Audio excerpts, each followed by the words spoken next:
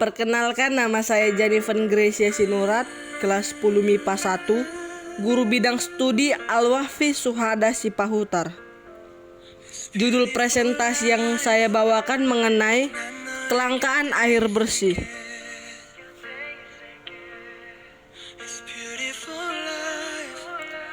Pengertian kelangkaan.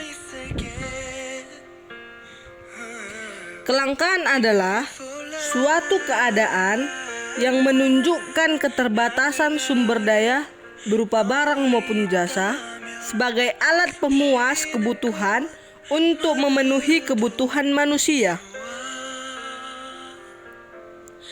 Kelangkaan air bersih. Kelangkaan atau krisis air bersih akan sangat berpengaruh terhadap aktivitas setiap makhluk hidup yang ada di dunia. Kelangkaan atau krisis air bersih akan sangat berpengaruh terhadap aktivitas setiap makhluk hidup yang ada di dunia.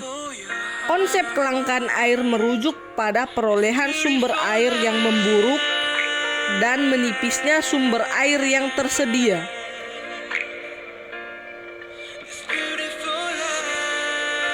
Di Indonesia sendiri, dengan jumlah mencapai 200 juta penduduk, kebutuhan air bersih semakin mendesak. Kecenderungan konsumsi air terus naik hingga 15 sampai dengan 35% per kapita per tahun. Sedangkan ketersediaan air bersih mencenderungkan melambat atau berkurang akibat kerusakan alam dan pencemaran. Sekitar 119 juta rakyat Indonesia belum memiliki akses terhadap air bersih. Penduduk yang biasa mengakses air bersih baru mencapai 20% dari total penduduk. Itu dominan untuk perkotaan. Artinya, masih ada 80% lagi rakyat yang terpaksa mempergunakan air yang tidak layak.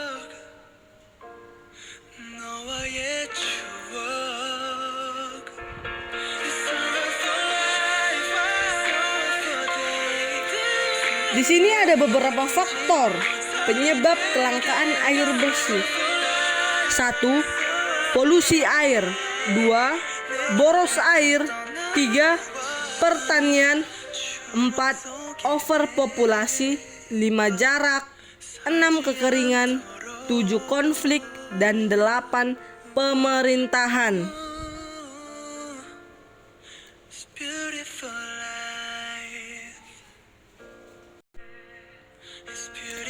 Ada beberapa dampak dari kasus air bersih.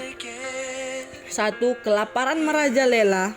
Yang kedua, standar kehidupan yang menurun. Yang ketiga, hilangnya lahan basah. Yang keempat, kerusakan ekosistem. Yang kelima, kurangnya pendidikan. Yang keenam, isu sanitasi. Dan yang ketujuh, penyakit mulai bermunculan.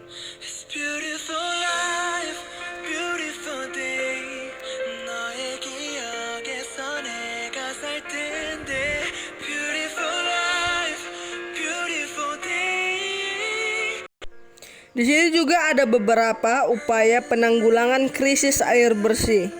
1. Hentikan buang sampah sembarangan. 2. Konservasi lahan. 3. Membuat daerah serapan air. 4. Membuat biopori. 5. Membuat rainwater harvesting atau pemanenan air hujan. 6. Menggalakkan gerakan menanam pohon.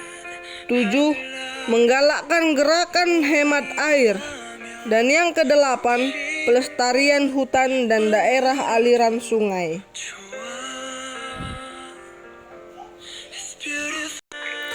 Di sini juga ada 3 kuman yang terkandung dalam air tercemar. 1. Bakteri Salmonella. Bakteri Salmonella dapat pada makanan dan juga di dalam air. Apabila seseorang mengkonsumsi air yang telah terkontaminasi bakteri ini, maka ia dapat diserang berbagai penyakit. Yang kedua, bakteri E. coli. Air yang tidak jernih atau sudah tercemar bisa mengandung bakteri yang bernama E. coli yang berasal dari kotoran-kotoran. Yang ketiga, bakteri hepatitis A merupakan penyakit yang mengerikan yang timbul oleh virus dengan nama serupa. Akibat seseorang bisa mengalami penurunan fungsi hati.